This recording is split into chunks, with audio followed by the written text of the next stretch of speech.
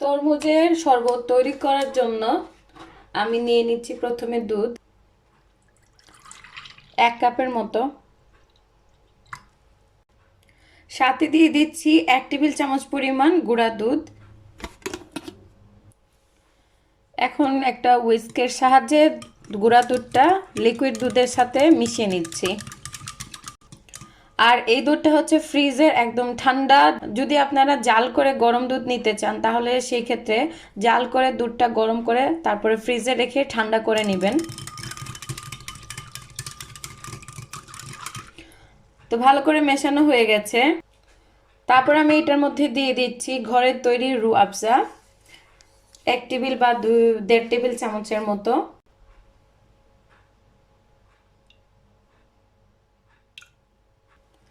আবারও মিশিয়ে নিচ্ছি।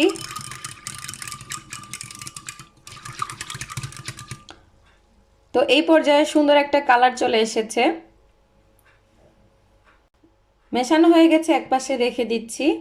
আর অন্য পাশে যেহেতু তরমুজের জেলি দিয়ে তৈরি করে দেখাবো, তো আমি তরমুজের জেলিটা আগে থেকেই তৈরি করে রেখেছি। এখন আমি এটাকে ছোট ছোট টুকরা করে নিব। আমি 2 কালারে করেছি। তরমুজের কালার যাতে তরমুজ বাইরের অংশটা সবুজ থাকে আর তরমুজের ভিতরের অংশটা লাল বা গোলাপি রঙের থাকে। তো এখন আমি ছোট ছোট করে এই জেলিটা কেটে নিচ্ছি।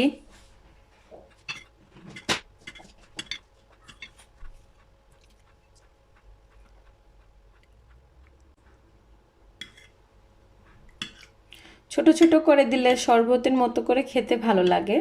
আপনারা চাইলে আপনাদের পছন্দ অনুযায়ী কেটে নেবেন, একটু ছোট বা বড় যেরকম আপনাদের কাছে ভালো লাগে।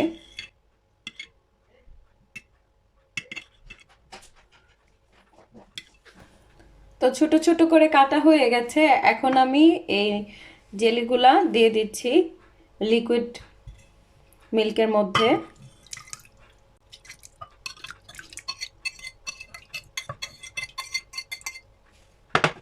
দিয়ে আবার একটু হালকা করে মিশিয়ে নিচ্ছি।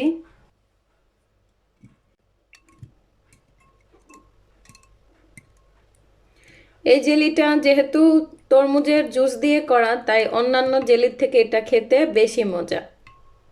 আর এই শরবতে দেওয়ার জন্য আমি থোকমা ঠিক 10 থেকে 15 মিনিট আগে ভিজিয়ে রেখেছিলাম হালকা একটু ওয়ার্ম ওয়াটার দিয়ে, তাহলে এই থোকমাগুলো খুব তাড়াতাড়ি ফুলে ডাবলের মতো হয়ে যায়। এখন এই থোকমাগুলো আমি দিয়ে দিচ্ছি।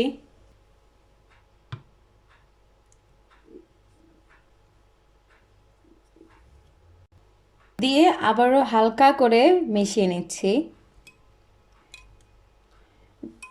এই শরবতটি যদি আপনারা গরমে বা ইফতারিতে তৈরি করে থাকেন আর ইফতারের সময় পান করে থাকেন, দেখবেন এত ভালো লাগে, পুরো প্রাণটাই জুড়িয়ে যাবে যদি একবার আপনারা এই শরবতটি এইভাবে তৈরি করে খান। আর অবশ্যই পরিবেশনের আগে চেষ্টা করবেন যদি আপনার হাতে সময় থাকে তাহলে একটু ফ্রিজে রেখে দিতে, কারণ এটা যত ঠান্ডা হবে ততই খেতে ভালো লাগবে।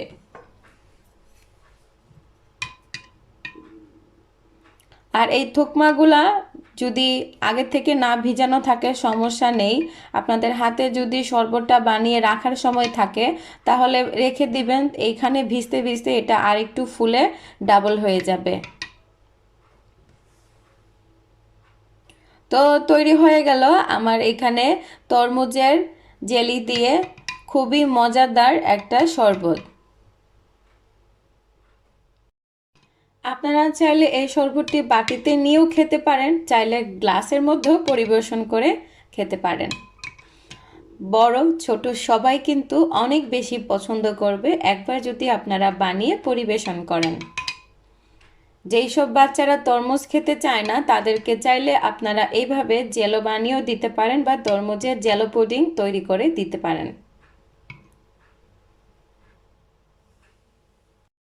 এখানে আমি 2টি গ্লাস নিয়েছি, গ্লাসের মধ্যে আজকে শরবতটি আমি পরিবেশন করব। আর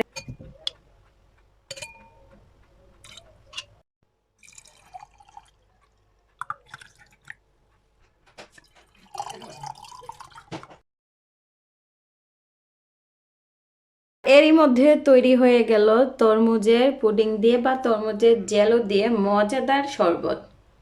ঠান্ডা ঠান্ডা প্রাণ জুড়ানো এই শরবতের রেসিপি যদি আপনাদের কাছে ভালো লেগে থাকে, প্লিজ আমার চ্যানেলটি সাবস্ক্রাইব করবেন, লাইক করবেন, কমেন্ট করবেন আর বেশি বেশি করে শেয়ার করবেন। আজকে এই পর্যন্তই। আল্লাহ হাফেজ, আসসালামু আলাইকুম।